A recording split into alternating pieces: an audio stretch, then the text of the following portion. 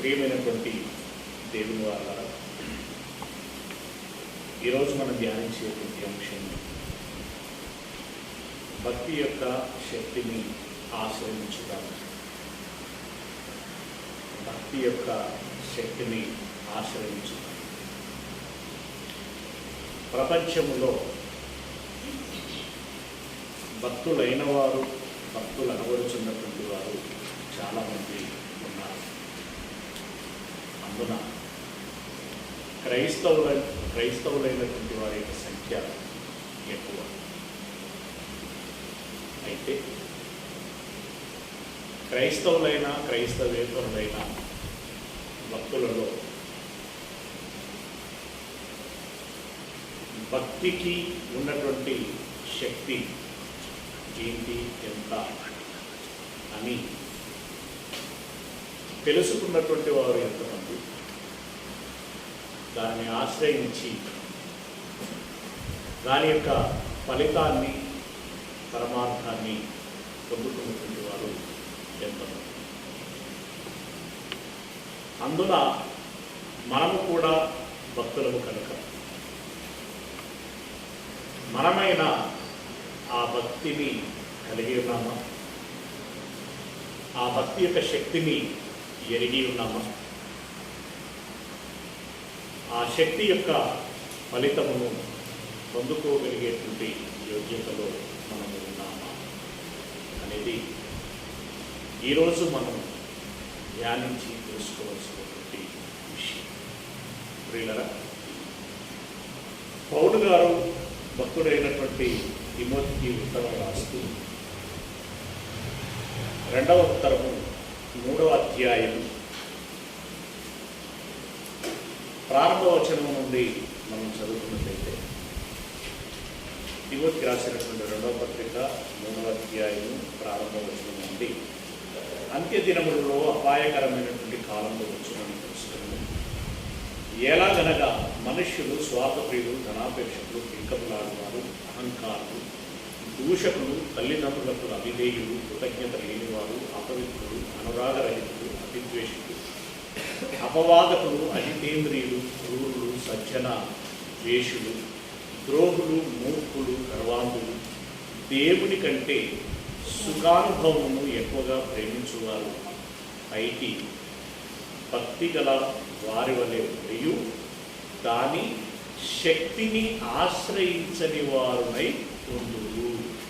ఇది వారికి విముఖుడవై ఉండదు.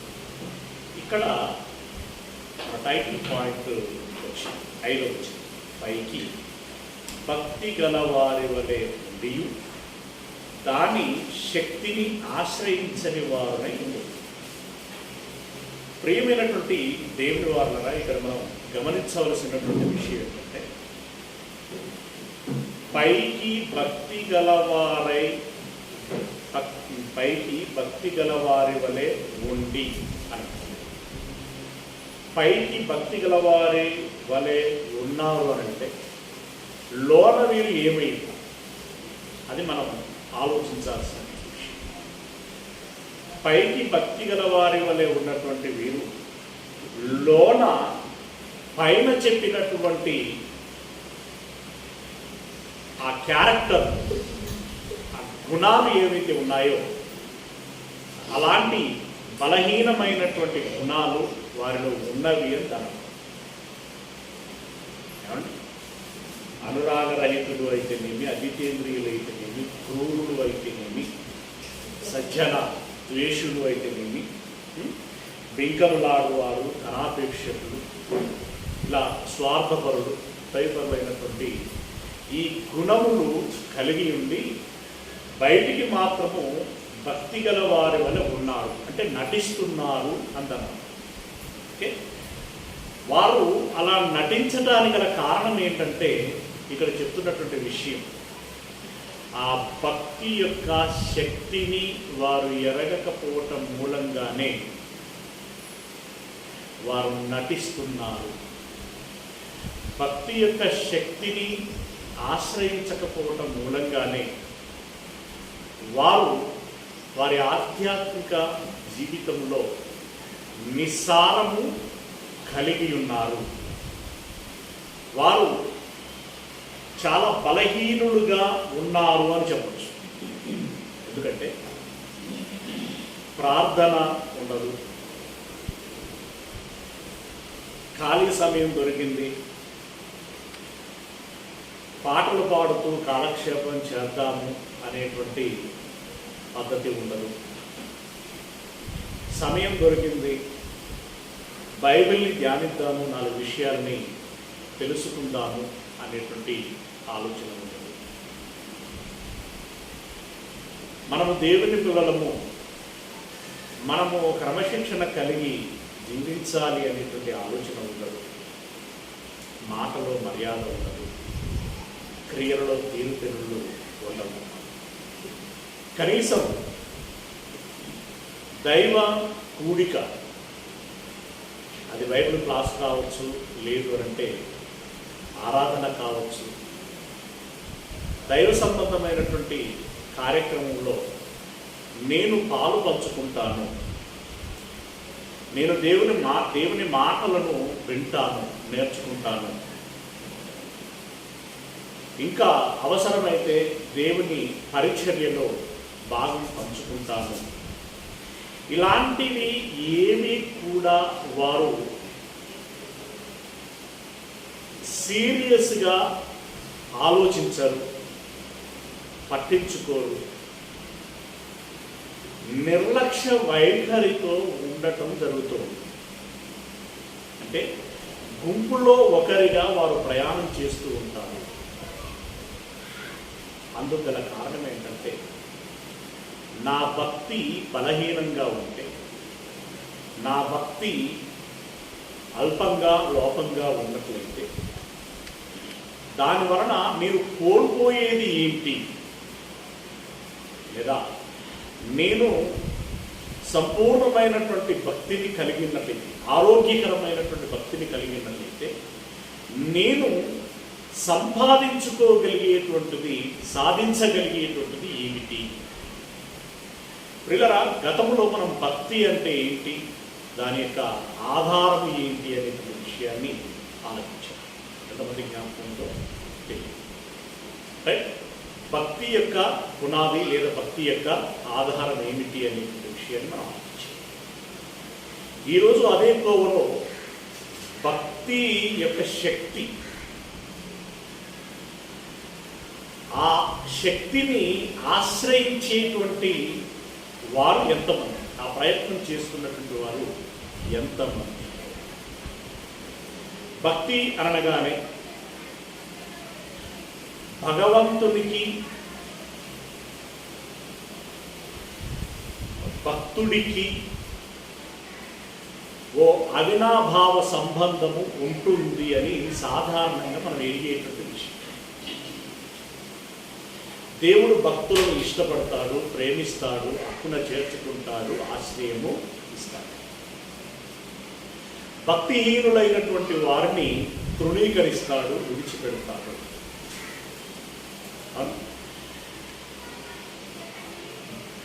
మనము జాగ్రత్తగా ఆలకించగలిగినట్లయితే, ఈరోజు ప్రపంచంలో రకరకాలైనటువంటి ప్రజలను చూస్తున్నాం. ఆస్తికులు కావచ్చు, నాస్తికులు కావచ్చు, ఇతరేతరమైనటువంటి మతస్థులు కావచ్చు. కానీ నిజంగా ఇందులో భక్తులు ఎంతమంది అనంటే చాలా చాలా అల్పమైనటువంటి సంఖ్యలో ఉన్నారు. మరి మిగిలినటువంటి వాళ్ళందరూ బ్రతుకుచున్నారు కదా, వారు ఎలా బ్రతుకుచున్నారు అనంటే, అది దేవుని కేవలము కృప, లేదా దేవుడు జీవితం అనేటువంటి ఒక కాలములో అనుగ్రహిస్తున్నటువంటి ఒక అవకాశం, ఆలోచించడానికి, ఎరగడానికి, ఆ ప్రకారంగా మలుచుకోవడానికి. మరి ఇప్పుడు భక్తులైనటువంటి వారికి అదనంగా కలిగేటువంటి ప్రయోజనం ఏమిటి అన్నప్పుడు, భక్తులైనటువంటి వారికి దేవుడు భరోసా ఇస్తున్నటువంటి విషయము, మీకు నిత్య స్వాస్థ్యాన్ని, జీవాన్ని అనుగ్రహిస్తాను అని. అంటే క్రీస్తుకు ముందు ఉన్నటువంటి కాలం వేరు, క్రీస్తు తదనంతరము ఉన్నటువంటి కాలం వేరు. ఇప్పుడు భక్తులైనటువంటి వారి విషయమైనా, భక్తిహీనులైనటువంటి వారి విషయంలోనైనా సర్వసాధారణంగా అందరికీ ఎలా జరుగుతుందో అలాగనే జరుగుతుంది. ఈ లోక విషయం, కష్టాలు, సంతోషాలు రకరకాలైనవి. కానీ క్రీస్తుకు ముందు ఉన్నటువంటి కాలంలో సాధారణంగా మెజారిటీ విషయంలో వారికి కూడా అలాగనే ఉండేది. కానీ కొన్ని ప్రత్యేకమైనటువంటి సందర్భాలలో దేవుడు అత్యంత ప్రభావంగా భక్తులైనటువంటి వారిని ఎత్తిపట్టుకున్నట్లుగా, భక్తిహీనులైనటువంటి వారిని తొక్కిపెట్టినట్లుగా మనకి కనబడుతుంది. కొన్ని ప్రత్యేకమైనటువంటి సందర్భాలు, అలాంటి సందర్భాలను దృష్టిలో పెట్టుకొని వారు ఎరిగినటువంటి, వారు విన్నటువంటి, వారు కానినటువంటి, వారు అనుభవించినటువంటి పరిస్థితులను దృష్టిలో పెట్టుకొని భక్తుడు చెప్తున్నటువంటి మాట. యోబు గ్రంథము 27వ అధ్యాయం 8వ వచనాన్ని మనం చూడగలిగినట్లయితే, యోబు గ్రంథము 27వ అధ్యాయము 8వ వచనం. యోబు గ్రంథం 27వ అధ్యాయము 8వ వచనాన్ని మనం చదువుతాం.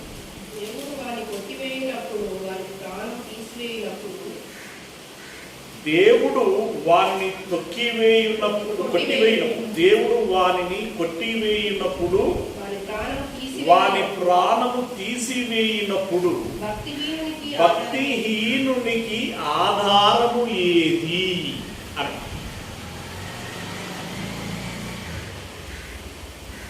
అంటే ఒక విధంగా యోబు గారు తానున్నటువంటి పరిస్థితిని దృష్టిలో పెట్టుకొని మాట్లాడుచున్నటువంటి మాట. ఎక్కడో అంత ఎత్తున గొప్పగా జీవించినటువంటి తాను ఒక్కసారిగా ఉన్న బలంగా మట్టి కరుచుకుపోబడినటువంటి పరిస్థితులలో తాను అంటున్నటువంటి మాట, దేవుడు కొట్టివేయున్నప్పుడు, అంటే కాదన్నప్పుడు, ఒకవేళ ప్రాణమే తీసేయాలనుకొని తీసేస్తున్నప్పుడు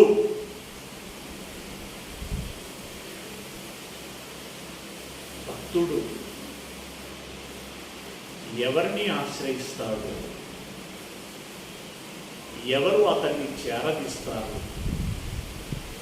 ఎవరు అతన్ని కాపాడుతారు అని.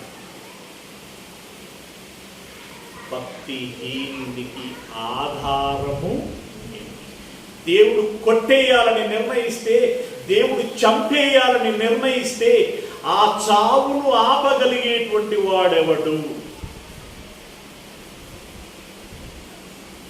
ఆ పేరు మాసిపోకుండా ఉంచగలిగేటువంటి వాడు ఎవడు? లేదు కదా. దేవుడే మనకు ఆధారం, దేవుడే మనకు దిక్కు, దేవుడే మనకు ఆశ్రయం. అంటే భక్తిహీనునికి ఏ విధమైనటువంటి ఆధారం లేదు అని అంటున్నాడు. ఆధారం లేదు, అవకాశం లేదు, అసలు ఏమీ లేదు, శూన్యం అండి. భక్తిహీనుడికి సమస్తము శూన్యం. ఎస్, ఇది అందరికీ ఇప్పుడు తెలియదు, అర్థం కాదు. నిజంగా ఏదైనా సమస్య గురించి మాట్లాడేటప్పుడు అప్పటి వరకు ఆ సమస్యను మనం ఫేస్ చేయలేదనుకోండి, తేలికగా మాట్లాడేస్తాం. అదెంత, ఇదెంత, ఇట్లా చేయొచ్చు, అట్లా చేయొచ్చు అని చెప్పేసి మాటలు ఎన్నో చెప్పేస్తాం. కానీ అదే సమస్య మనం ఎదుర్కోవలసినటువంటి పరిస్థితి వచ్చినప్పుడు మాత్రం మౌనంగా ఉండిపోతాం, బాధపడతాం. అంత శూన్యం ఆవరించినట్టుగా ఉంటుంది. అంటే సమస్య మనం ఎదుర్కొనేటప్పుడు మనకు ఉండేటువంటి ఆలోచన తీరుతుంది. ఇప్పుడు యోబు గారు ఆయన ఒక పెద్ద మనిషిగా ఎంతో మందికి ఎన్నో ఓదార్పు మాటలు చెప్పింటాడు, ఎన్నో ధైర్యపు మాటలు చెప్పి ఉంటాడు, ఎంతో నేనున్నాను లేరా అని చెప్పేసి ప్రోత్సహించి ఉంటాడు. అవసరమైతే దేవుని కృపా దయా నీకు ఉంటుందిరా అని చెప్పేసి కూడా ఎన్నో విధాలుగా చెప్పి ఉంటాడు. కానీ ఒక్కసారిగా ఆయన తన కుటుంబాన్ని కోల్పోయి, తన ఆస్తిపాస్తులను కోల్పోయి, ఆరోగ్యాన్ని కోల్పోయి, ఇతరులు కూడా చీత్కరించుకునేటువంటి పరిస్థితుల్లోనికి వెళ్ళిపోయి, ఆ దుమ్ము మీద పూసుకొని చిల్ల పెంకుతో ఒళ్ళు గోక్కుంటూ ఆ మట్టిలో అతడు దొర్లుతున్నటువంటి ఆ సందర్భంలో ఆయనకు వచ్చినటువంటి ఆలోచన, దేవుడు కొట్టేస్తే, దేవుడు చంపేస్తే భక్తిహీనునికి ఆధారము ఏమిటి? నిజంగా ఆలోచించండి. ఆధారం ఏమిటి? ఏమైనా ఉంటుందా? ఉండదు. ఏ విధమైనటువంటి ఆధారము ఉండదు. రైట్.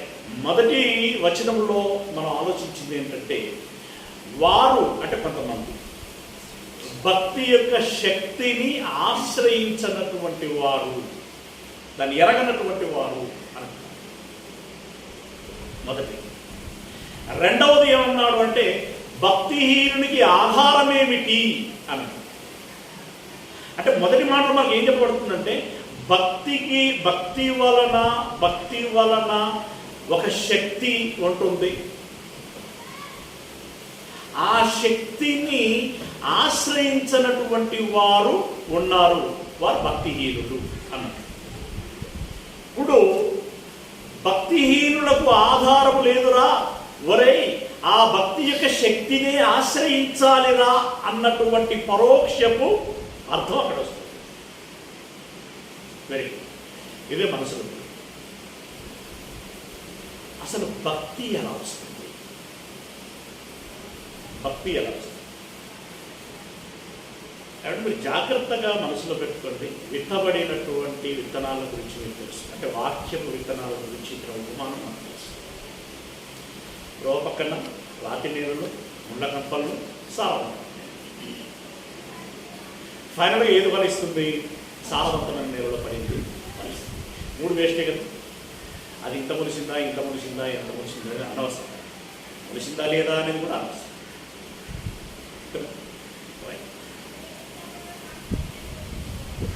మనలో భక్తి ఎలా పుట్టుకొస్తుంది? నిజమైన భక్తి, పొల్యూషన్ అంటే కలుషితము కానటువంటి భక్తి, నిజాయితీ కలిగినటువంటి భక్తి ఎప్పుడు పుట్టుకొస్తుంది? ఎలా పుట్టుకొస్తుంది?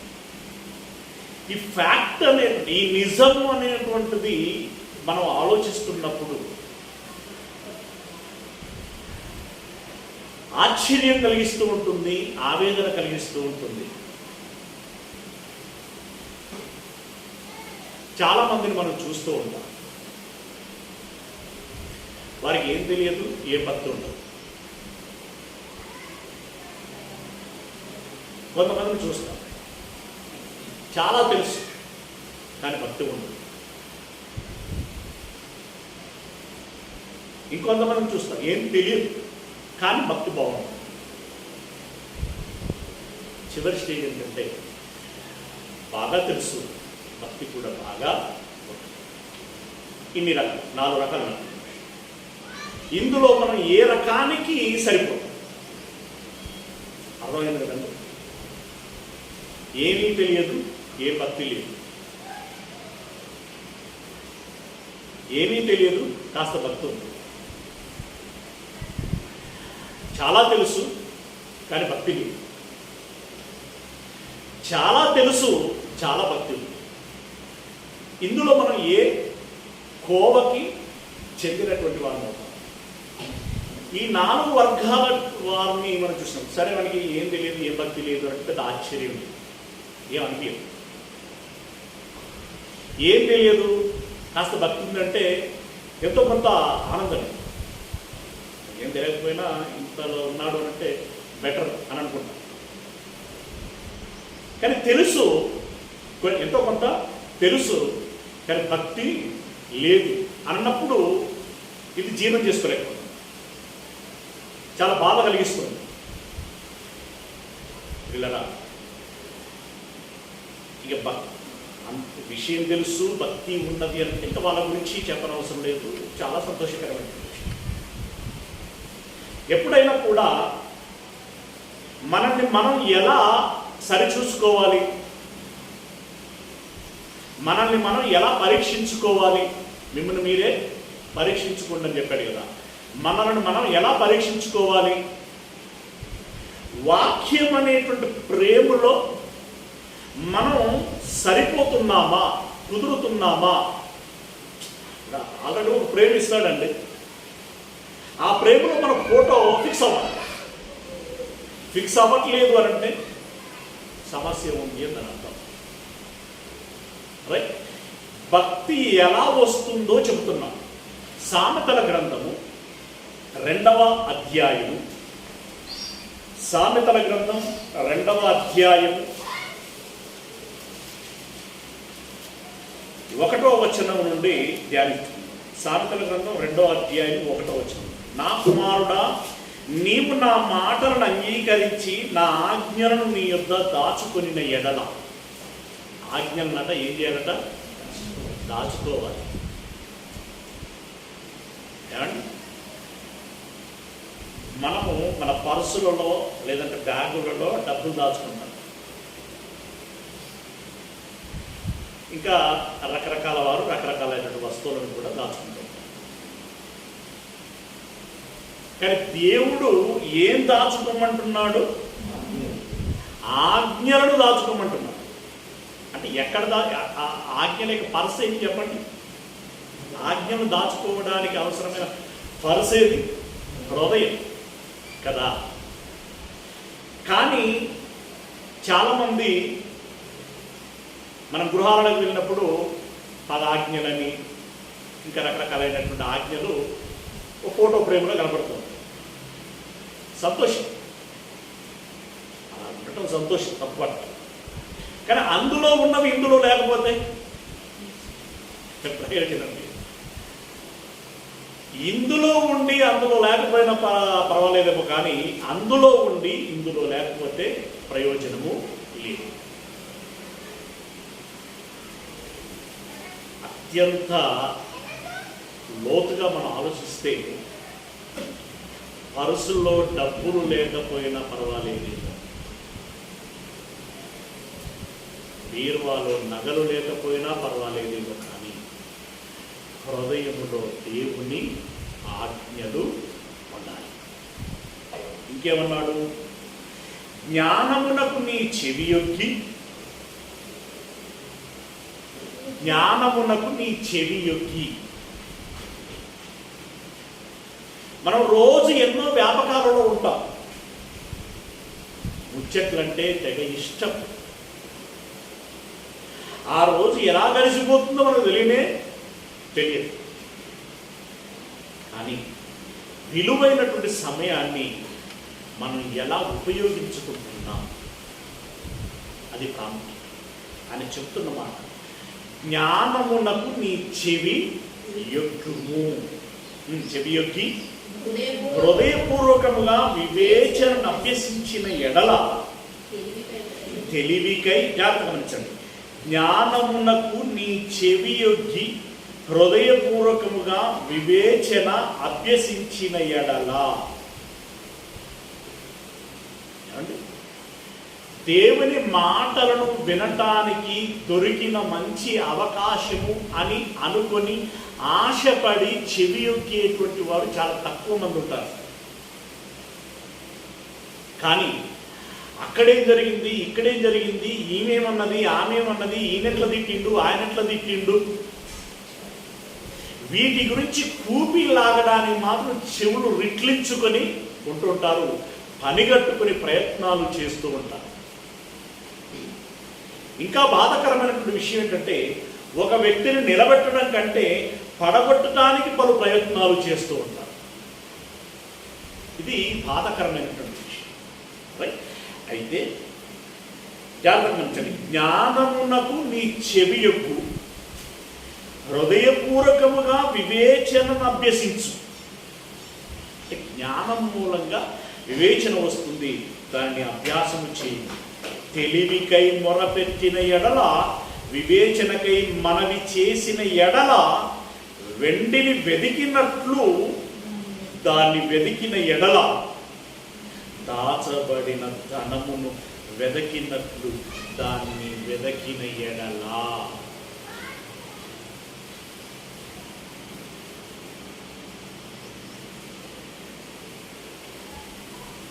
నగలు ఎక్కడో పెట్టామండి, మర్చిపోయాను, దొరకట్లేదు. టెన్షన్గా ఉంటామా, రిలాక్స్డ్గా ఉంటామా? అప్పుడు టెన్షన్గా ఉంటాం. వాక్యం ఇక్కడ ఉంది, ఇంకా దొరకట్లేదు. ఆ టెన్షన్గా ఉంటామా, సరేది ఈయన కాదు ఇంకో అని చెప్తాడు అని అనుకున్నాం. అంటే అప్పుడు టెన్షన్గా ఉంటావా, రిలాక్స్డ్గానే ఉంటాం? రిలాక్స్డ్గానే ఉంటాం. అది ఇప్పుడు అంత అర్జెంట్గా తెలియాల్సిన అవసరం ఏమీ లేదు. అది ఇంకా దొరకకపోయినా పర్వాలేదు, అడ్జస్ట్ అవ్వచ్చు. దొరకకపోయినా అడ్జస్ట్ అవ్వచ్చు. నిజంగా ఎప్పుడు టెన్షన్ పడాలి చెప్పండి? ఎప్పుడు టెన్షన్ పడాలి అంటే నిజంగా మాటలు వేరు, ప్రాక్టికాలిటీ వేరండి. నేను ఒప్పుకుంటాను దాన్ని. మాటలు వేరు, ఆచరణ వేరు.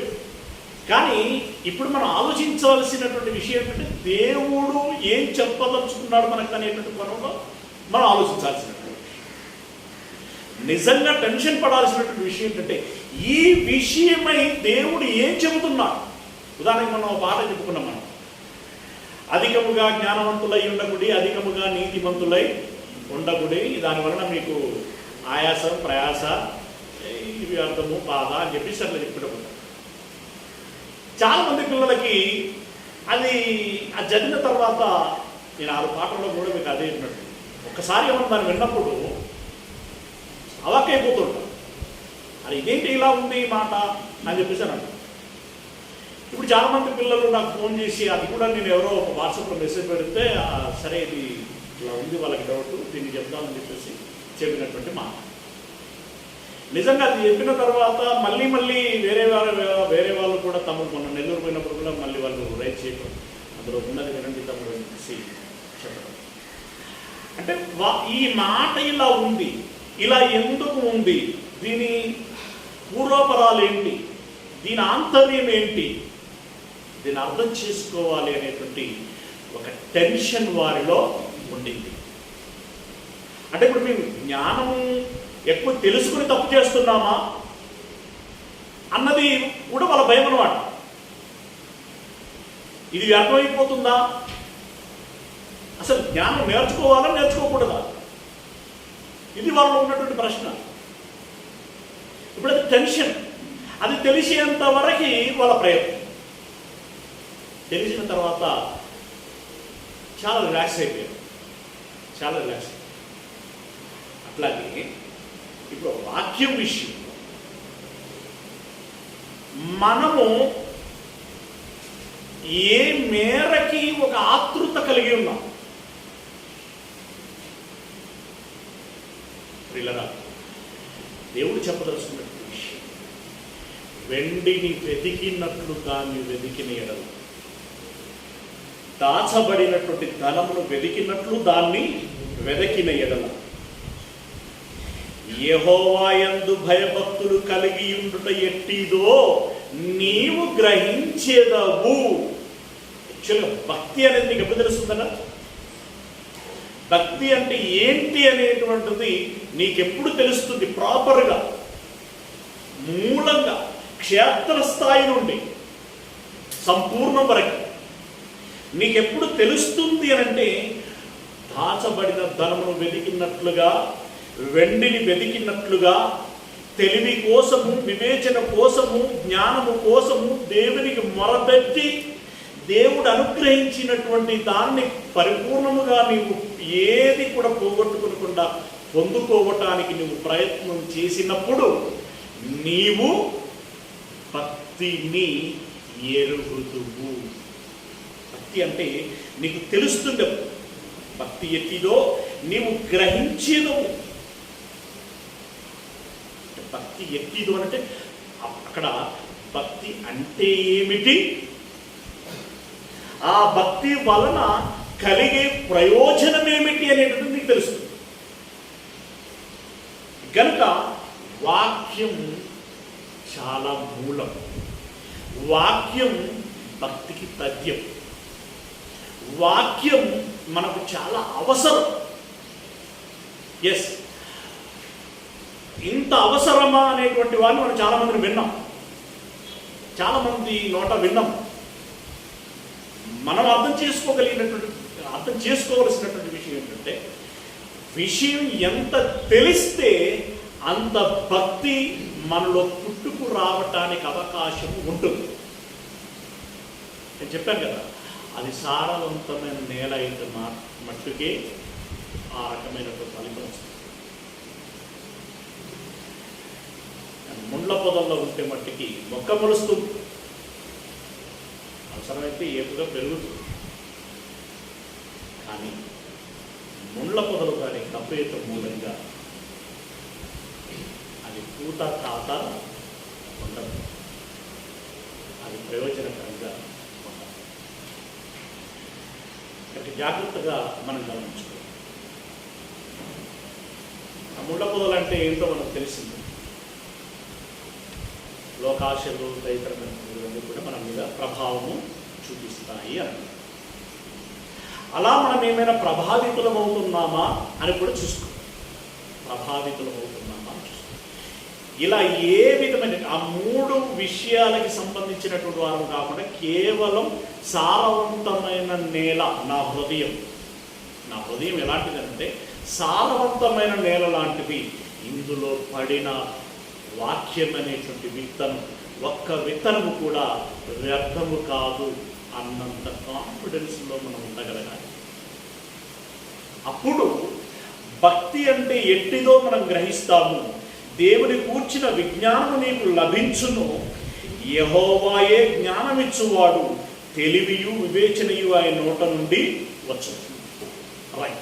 ఇప్పుడు ఇక్కడ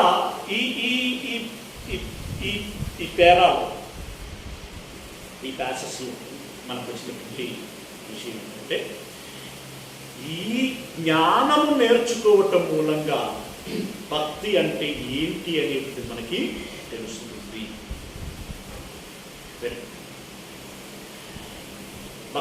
భక్తి బలం అయ్యా. భక్తులైనటువంటి వారు ఏమడగాలి, దేవుణ్ణి ఏమడగాలి? ఒక మాట చెప్పండి. భక్తులు, ఆ భక్తులు దేవునిని ఏం అడగాలి? అరే ఏదన్నా ఒక అంటే ఉదాహరణకి ఒక వరానికి ఛాన్స్ ఉందిరా, ఒకటే మీకు ఛాయిస్ ఒకటే ఉంది. మీకు ఛాయిస్ ఒకటే ఉందంటే లైక్ బంగారం ఒకటి ఉంది, వెండి ఒకటి ఉంది, భూమి మీద బ్రతికేటువంటి ఆరోగ్యం ఉండేటువంటి ఒకటి ఉంది, నిత్య జీవము అనేటువంటి ఒకటి ఉంది. ఇట్లా ఏదన్నా ఒకటి, ఇన్నున్నాయి. ఇందులో ఏదో ఒకటే అడగాలి, ఏదో ఒకటి అడగాలి. ఒకటే ఛాయిస్, ఒక మనిషికి ఒకటి అని అన్నప్పుడు భక్తులు ఏం అడుగుతారు, ఏం అడగాలి? నిత్య జీవాన్ని అడగాలి.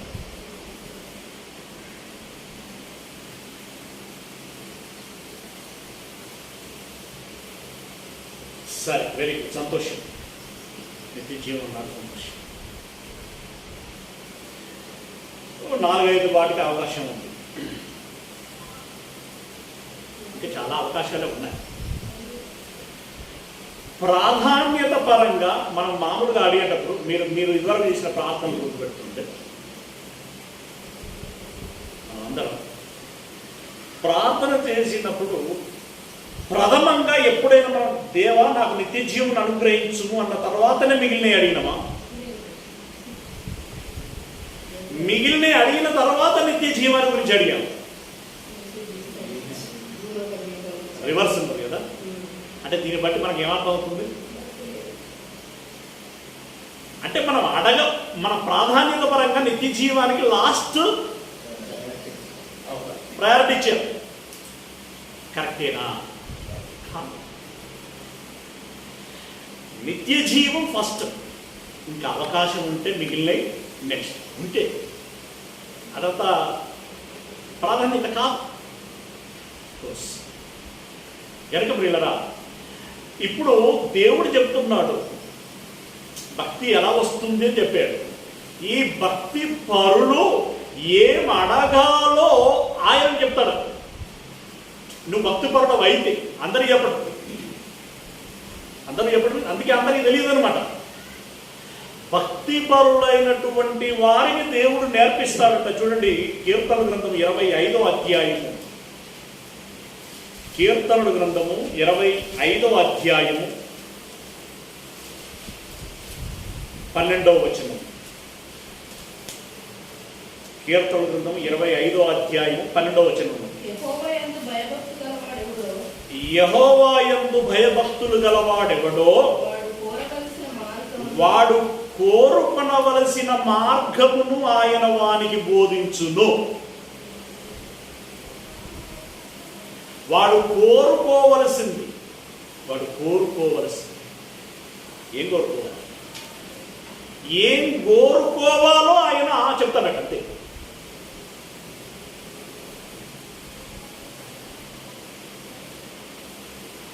దీన్ని బట్టి మనల్ని మనం కృషి చేసుకోవాలి, మనల్ని మనం సంస్కరించుకోవాలి, సవరించుకోవాలి. ఇందాక మనం ఒప్పుకున్నాం కదా, ప్రాధాన్యత పరంగా మనం ఏమడుగుతామని. రైట్. భక్తి పరులైనటువంటి వారికి ఆయన బోధించును అన్నప్పుడు మన భక్తిలో మన ప్రాధాన్యతలో ఇలా రివర్స్లో ఉన్నామంటే మన భక్తిలో ఆ లోపం ఏదో కొట్టొచ్చినట్టుగా కనబడుచున్నది. అంటే పరిపూర్ణత లేదు అంటున్నారు. రైట్. ఆ పరిపూర్ణులం అవ్వటానికి ప్రయత్నించి వాక్యమును ధ్యానించినప్పుడు పరిపూర్ణత వస్తుంది. పరిపూర్ణత వచ్చినటువంటి వారికి ఏం కోరుకోవాలో ఆయన నేర్పిస్తాడు. అతని ప్రాణము నెమ్మదిగా ఉండును. ఎవరి ప్రాణం? భక్తిపరుడి ప్రాణం. అతని ప్రాణం పోతుందన్నా కూడా నెమ్మదిగానే ఉంటాడు. స్టెఫెను ప్రాణం పోతుంటే అయ్యో దేవా ఏంది అని అన్నాడు. హ్యాపీ, నా ప్రాణం, నా ఆత్మను చేర్చు, నీకు అప్పగించేస్తాను. పిల్లరా, అతని ప్రాణము నెమ్మదిగా ఉండు, అతని సంతానము భూమిని స్వతంత్రించుకును. యెహోవా మర్మము ఆయన యందు భయభక్తులు గల వారికి తెలిసి ఉన్నది. ఆయన తన నిబంధనను వారికి తెలియజేయు. ఎవరికి? భక్తులకి. అంటే భక్తులైనటువంటి వారికి రిజర్వ్డ్గా దేవుడు దాచి అందిస్తున్నటువంటి విషయాలు కొన్ని ఉంటాయి. అందరికి అందవవి, అందరికి రీచ్ అవ్వండి. బైబిల్లో ఉండనే ఉండే, ఎవరికైనా చదువుకోవచ్చు, ఎవరికైనా అది తెలుసుకోవచ్చు అని మనం అనుకుంటాం. ఏ మాట కామాట. మన నేలల్లో రాయలసీమ అంటాం కదా, రత్నాల సీమ. ఎన్ని రాళ్ళు లేవు, కానీ అందరికి దొరికినాయా? అందరు ఏరుకున్నారా? కొందరికి ఎందుకు దగ్గర చెప్పండి. కొందరే ఎందుకు ఏరుకోగలిగారు చెప్పండి. వారు ప్రయత్నించి, వారు కష్టపడ్డారు. రకరకాలుగా ఉంటాయి. బైబిల్లో రత్నాల కంటే, ముత్యాల కంటే, వజ్ర వైడూర్యాల కంటే విలువైనటువంటి దేవుని మాటలు చాలా ఉన్నాయి. ఉంది మన ముందు ఈ బైబిల్ అనేటువంటి దుక్కి నేల మన ముందు ఉన్నది. దున్నుకోవచ్చు. కానీ అప్పుడప్పుడు మనం అనుకుంటూ ఉంటాం, ఆశ్చర్యపడు, నేను ఇన్నిసార్లు బైబిల్ చదివాను కానీ ఈ పాయింట్ నాకు ఎప్పుడు స్ట్రైక్ అవ్వలేదే, ఈ విషయం నేను ఎప్పుడు పట్టుకోలేకపోయాను నేను మిస్ అయిపోయాను ఇది, కానీ ఈరోజు ఇలా చూసేసరికి ఆశ్చర్యం వేస్తుంది అని అంటారు. కారణం ఏంటి? కారణం పిల్లరా, అంటే చదివేటప్పుడు దాన్ని గ్రహించేటువంటి ప్రయత్నం చేసేటప్పుడు మనము ఆ దున్నవలసిన విధానంలో దున్నడం కానీ, దాన్ని వడపోయవలసినటువంటి విధానంలో వడపోయటం కానీ, జరడబట్టడం ఉంటుంది కదా, ఆ రకంగా జరడబట్టడం కానీ, రైట్, దాన్ని చూడవలసినటువంటి విధానంలో చూడటం కానీ చేయటం లేదు అని దేవుడు అంటున్నాడు. భక్తులైనటువంటి వారికి ఆ దృష్టి అనుగ్రహిస్తాడు అన్నాడు. వాళ్ళు చూస్తారు, వాళ్ళు ఎరుగుతారు. అదే కదండి 2వ వచనంలో చెప్పింది కదా, వారు కోరుకోవలసిన మార్గము ఆయన వారికి బోధించును. 14వ వచనంలో యెహోవా మర్మము ఆయన యందు భయభక్తులు గల వారికి తెలిసి ఉన్నది. భక్తులైనటువంటి వారికి స్పెసిఫిక్గా ఉండేటువంటి అడ్వాంటేజెస్ చెప్తున్నాడు ఆయన. వాక్యం వలన భక్తి వస్తుంది. భక్తులైనటువంటి వారికి కోరుకోవలసినటువంటి మార్గముల గురించి ఆయన తెలియచేస్తాడు. ఇంకా ఇదే కీర్తన గ్రంథము 103వ అధ్యాయం 103వ అధ్యాయం. దేవుడు ప్రేమిస్తేనండి ఎంత ప్రేమిస్తాడు? ఎలా ప్రేమిస్తాడు? దేవుడు కనికరిస్తే ఎంత కనికరిస్తాడు? ఇలాంటి వాటికి వేటికి కూడా కొలతలు లేవు. అమితమైనటువంటిది. 103వ అధ్యాయం 11వ వచనం. భూమి కంటే ఆకాశం ఎంత ఉన్నతముగా ఉన్నదో, భూమి కంటే ఆకాశము ఎంత ఉన్నతముగా ఉన్నదో. ఏమంటే ఆకాశం అంటే ఇప్పుడు ఈ విశాలం ఉంది కదా, దీని అంచు ఎంత ఎత్తు లేదా ఎంత దూరము అంటే ఏం చెప్తాము?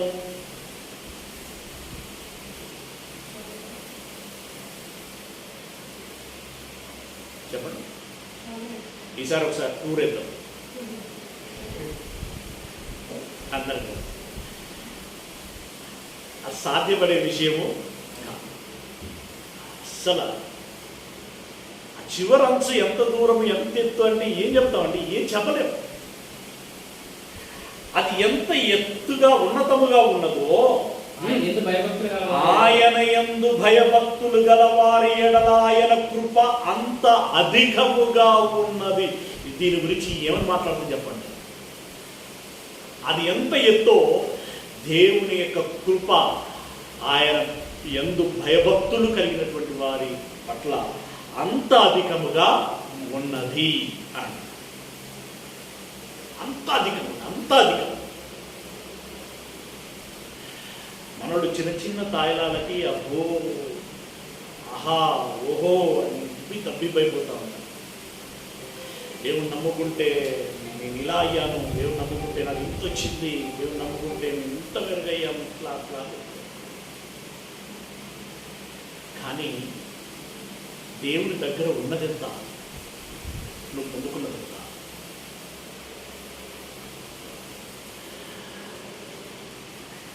చదువుల, ఉద్యోగాల, వివాహాల, పిల్లల, గృహాల, వాహనాల, వెంట, బంగారం, స్థావరాలు. ఆకాశం ఎంత ఎత్తో ఆయన కృప అంత ఉన్నతమైనటువంటిది అని చెప్తున్నప్పుడు అందులో నువ్వు పొందుకున్నది ఎంత? అందులో మనం పొందుకున్నది ఎంత? చాలా చాలా చిన్నది. కానీ దేవుడు చెప్తున్నటువంటి మాట, అంత ఉన్నతమైనటువంటి కృప కొందరికే ఇస్తాడట. ఆ కొందరు ఎవరు? ఇప్పుడు భోజనం అందరికి వస్తుందండి, భక్తులకు వస్తుంది, భక్తిహీనులకు వస్తుంది, మర్చిపోదు. వస్త్రం అందరికి వస్తుంది, గృహం అందరికి వస్తుంది, స్థలాలు అందరికి వస్తున్నాయి. కానీ ఆకాశం అంత ఉన్నతమైనటువంటి కృప కొందరికే వస్తుంది. ఆ కొందరు ఎవరు? భక్తులు. అందులో మనం ఉన్నామా? కొందరు అనేటువంటి భక్తుల ఆ గుంపులో, ఆ సమూహంలో మనము ఉన్నామా?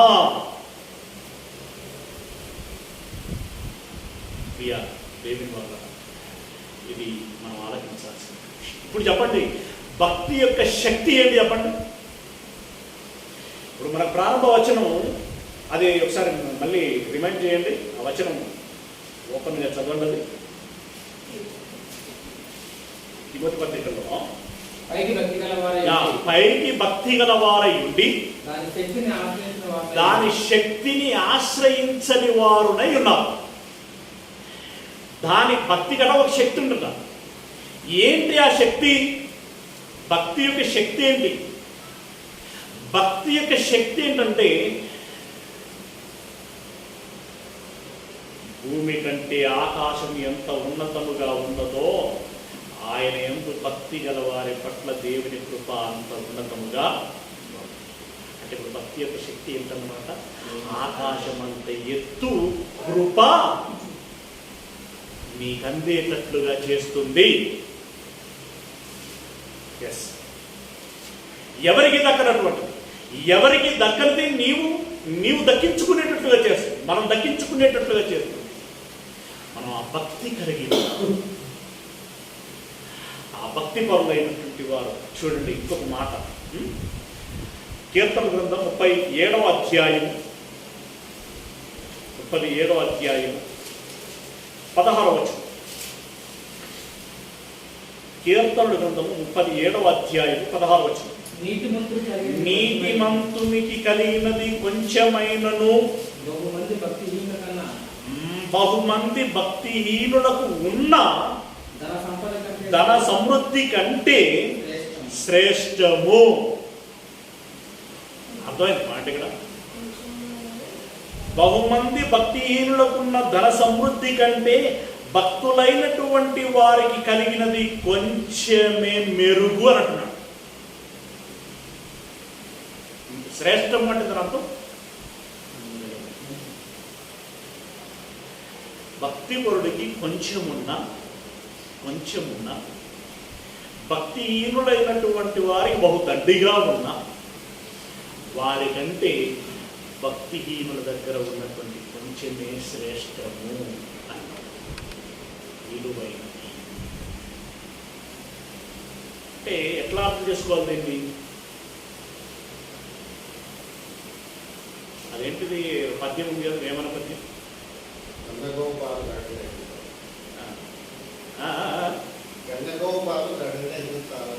దీనికంటే ఏ పాలకంటే కడివెడైన నేమి కరము పాలు, గరిటెడైనను చాలు గంగి. అంటే ఇప్పుడు ఇలా అర్థం చేసుకో, ఈ భక్తిహీనుడికి గుండెలున్నాయి, ప్రయోజనము లేదు. భక్తి గలవాడికి గరిటెడే ఉన్నాయి, గుండెడి కంటే గరిటెడే.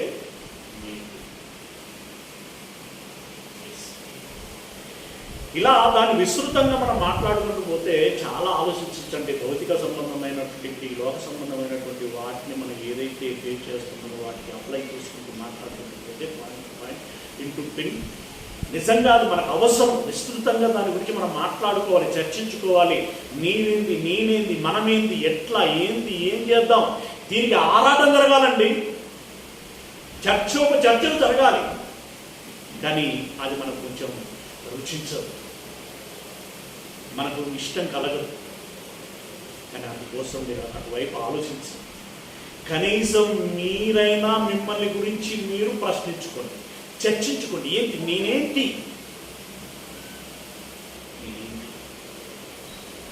నా చదువులేంది, నా ఉద్యోగాలేంది, నా సంపాదన ఏంది, నా భూములేంది, నా ఇండ్లేంది, గృహాలేంది, నా ఆస్తులేంటి, నాకు తెలిసిన వాక్యం ఏంటి, నా భక్తి ఏంటి, నా భవిష్యత్తు ఏంటి అని మన అందరం ఎవరికి వారముగా it is a serious and must and should.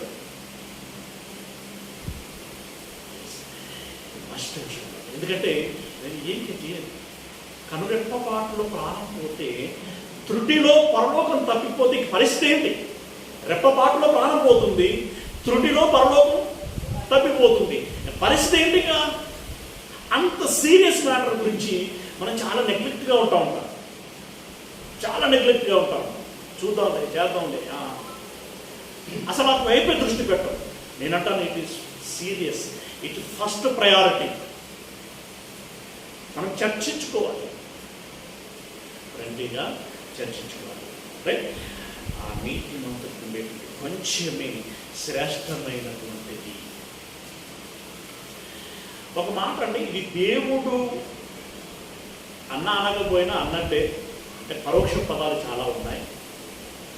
కానీ భక్తుడైన దావీదు తన మాటగా నేరుగా చెప్పాడు. తన మాటగా నేరుగా చెప్పిన మాటని పరిశుద్ధాత్ముడు బైబిల్లో పెట్టాడంటే పరిశుద్ధాత్ముడు దాన్ని ఆమోదించాడు. రైట్? ఏమని చెప్పాడు దావీదు గారు? ఏమని చెప్పారు అంటే, ఇదే కీర్తనల గ్రంథము 16వ అధ్యాయము 3వ వచనం. కీర్తనల గ్రంథము 16వ అధ్యాయము 3వ వచనం. నేను ఇలాగందును, అంటే దావీదు అంటున్నాడు అన్నమాట, నేను ఇలాగందును, భూమి మీద ఉన్న భక్తులే శ్రేష్ఠులు, వారు నాకు కేవలము ఇష్టులు. ఎవరు శ్రేష్ఠులు, ఎవరు ఇష్టం? భక్తులే శ్రేష్ఠులు, వారే ఇష్టులు. భక్తులు దావీదుకు శ్రేష్ఠులు, ఇష్టులు అంటే మరి దేవునికి అంతే కదా. ఇంతసేపు మాట్లాడుకుంటూ వచ్చింది దేవుడే ఇవన్నీ రాయించాడు కదా, దేవుడే తన మాటగా ఇవన్నీ తెలియచేశాడు కదా. అది అక్కడ ఒక మాట ఇక్కడ ఉంటుంది కదా మనకి, భక్తుల ప్రాణం అంటే మరణము దేవునికి శ్రేష్టము లేదా ఇష్టము లేదా వర్డ్ ఉంటుంది కదా. అంటే భక్తిహీనుల మరణము ఆయన పెద్ద విషయంగా పట్టించుకోవడానికి, కానీ భక్తి కలిగినటువంటి వారి యొక్క మరణం అట ఆయనకు చాలా శ్రేష్టమైనటువంటిది. ఎందుకంటే వారు నా యుద్ధకి రాబోచున్నా. రైట్? ఆ పాయింట్ మీరు యాడ్ చేసుకున్నా ఇంతకి. ఓకే, భక్తివంతుల యొక్క ప్రాణం చాలా శ్రేష్టమైనటువంటిది ఆయనకి. ఎస్, ఇప్పుడు దావీదు గారికి దేవుడు అన్నాడు ఆల్రెడీ, మనకు మెరుగైన వచనం మనకి. రైట్, వచనం చెప్పిందా? భక్తుల మరణము విలువైనది. అంటే ఎందుకు విలువైనది చెప్పండి? ఎందుకు విలువైనది? భక్తులు అంటే తన హృదయం ఎరిగినటువంటి వారు, వారి హృదయాన్ని మార్చుకున్నటువంటి వారు, వారు ఒక మంచి త్రోవలో నడిచేటువంటి వారు, దేవుని ఇష్టాన్ని జరిగించేటువంటి వారు, దేవుని మదిని దోచినటువంటి వారు. అలాంటి వారు నా దగ్గర ఉండాలని దేవుడు కోరుకునేంతగా అర్హతలో ఉన్నటువంటి వారు. ఎస్, అలాంటి భక్తులంటే దావీదు కూడా శ్రేష్ఠులు అన్నాడు. వారు కేవలం ఇష్టలు, ఇంకా మరో మాట లేదవై అనుకున్నాడు ఆయన. వారు ఇష్టం అంతే, ఇంకా ఇష్టం అంటే ఇష్టమే, ఇంకా అలా ఇష్టమే, నో మోర్ డిస్కషన్. వారు ఇష్టలు అన్నాడు. Very good. భక్తులు శ్రేష్ఠులు, ఇష్టలు అన్నప్పుడు ప్రయారిటీ పరంగా ఇప్పుడు దేవునికి అత్యంత సన్నిహితులు ఎవరన్నమాట? భక్తులు. Very good. ఈ భక్తుడు అంటే ఇష్టులు, శ్రేష్ఠులు పదప్రయోగాలు మీరు జాగ్రత్తగా వారు, ఆ భక్తులు ఏదైనా అడిగితే దాని విషయంలో దేవుని స్పందన ఎలా ఉంటుంది?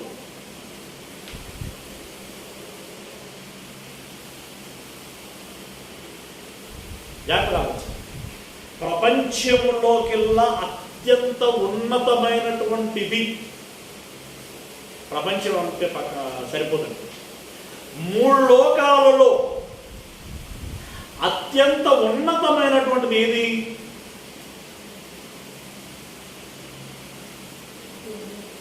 అంటే ఇప్పుడు 3 లోకాలు ఉన్నాయండి. ఒరే నీకు ఇందులో ఏది కావాలో కోరుకోరా అని అన్నాడు.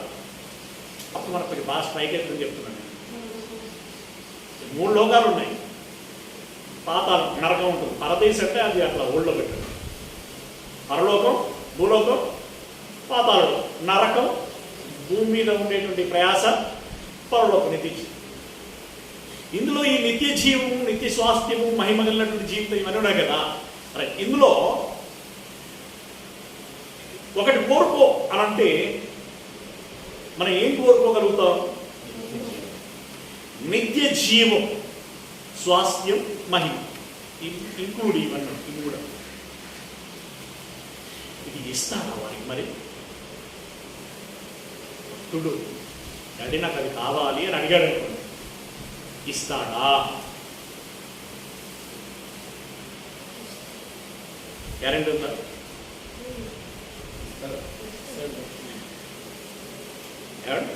సంశయం ఏమీ లేదు. యోహాను సువార్త 9వ అధ్యాయం,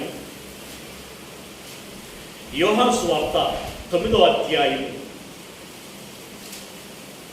31వ వచనం. 9వ అధ్యాయం 31వ వచనం.